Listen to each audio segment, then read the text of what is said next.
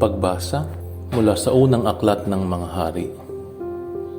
Noong mga araw na iyon, si Propeta Elias ay pumunta sa Sarepta. At nang papasok na siya ng pintuan ng lungsod, nakita niya ang balo na namumulot ng panggatong. Sinabi niya sa babae, "Maaari po bang makiinom?" Aalis na ang babae upang ikuha siya ng tubig nang pahabol niyang sabihin, "Kung maaari, bigyan mo na rin ako ng kaunting pagkain." Sumagot ang babae, "Alam po ng Panginoon na iyong Diyos na wala na kaming tinapay. Mayroon po kaming harina at kapatak na langis. Namumulot nga ako ng maigatong upang lutuin iyon at makakain man lamang kami ng anak ko bago kami mamatay." Sinabi sa kanya ni Elias, "Huwag kang mag-alala. Humayo ka at gawin mo ang iyong sinabi. Ngunit ipagluto mo muna ako ng isang munting tinapay at pagkatapos magluto ka ng para sa inyo. Sapagkat ganito ang sabi ng Panginoon, Diyos ng Israel. Hindi ninyo mauubos ang harina sa lalagyan, at hindi rin matutuyo iyong langis sa tapayan, hanggang hindi sumasapit ang talagang takdang araw na ang ulay marapating papatakin ng may kapal." Ginawa nga ng babae ang utos ni Elias, at sila'y kumain, si Elias at silang mag-ina. At hindi nga naubos ang harina sa lalagyan, at hindi natuyo ang langis sa sisidlan, tulad ng pangako ng Panginoon sa pamamagitan ni Elias. Ang salita ng Diyos. Salmong tugunan ang atin pong itutugon. Kaluluwa ko, iyong purihin ang Panginoong butihin. Ang maaasahang lagi, Panginoon, panig sa naaapi, ang Diyos na hukom, may pagkahing handa sa nangagugutom. Kaluluwa ko, iyong purihin ang Panginoong butihin. Pinalaya niya ang mga nabihag, isinasauli, paningin ng bulag. Lahat ng inapi ay itinataas, ang mga hinirang niya'y nililingap. Kaluluwa ko, iyong purihin ang Panginoong butihin. Isinasanggalang ang mga dayuhang sa lupain nila'y doon tumatahan. Tumutulong siya sa balot ulila, masamang balangkas, pinipigil niya. Kaluluwa ko, iyong purihin ang Panginoong butihin. Walang hanggang hari ang Diyos na poon, nabubuhay lagi ang Diyos mo, Sion. Kaluluwa ko, iyong purihin ang Panginoong butihin.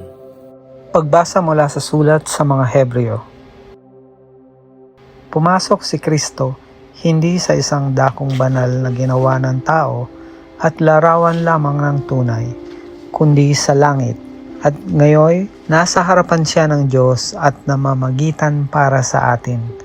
Ang dakilang saserdote ng mga Hudyo ay pumapasok sa dakong banal taon-taon. May dalang dugo ng mga hayop. Ngunit minsan lamang pumasok si Kristo upang ihandog ang kanyang sarili. At iyo'y sapat na.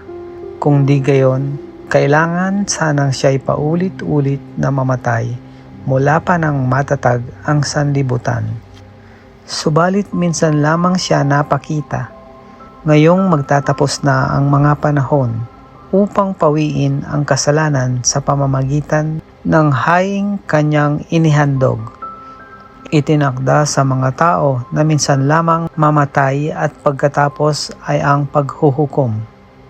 Gayon din naman, si Kristo'y minsang inihandog bilang hain upang pawiin ang mga kasalanan ng mga tao. Siya'y muling darating, hindi upang ihandog na muli dahil sa kasalanan, kundi upang iligtas ang mga naghihintay sa Kanya. Ang salita ng Diyos. Salamat sa Diyos.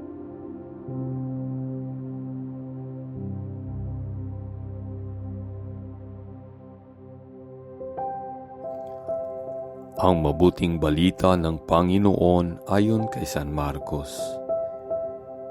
Noong panahong iyon, sinabi ni Jesus sa kanyang pagtuturo, "Mag-ingat kayo sa mga eskriba na mahilig maglalakad ng may mahabang kasuotan at natutuwang pagpugayan sa mga liwasan. Ang ibig nila'y ang mga tanging luklukan sa mga sinagoga at ang mga upuang pandangal sa mga piging. Inuubos nila ang kabuhayan ng mga babaeng balo at ang sinasangkalay ang pagdarasal ng mahaba. Lalo pang bibigat ang parusa sa kanila." Umupo si Jesus sa tapat ng hulugan ng mga kaloob doon sa templo at pinagmasdan ang mga taong naghuhulog ng salapi. Maraming mayayamang naghulog ng malalaking halaga.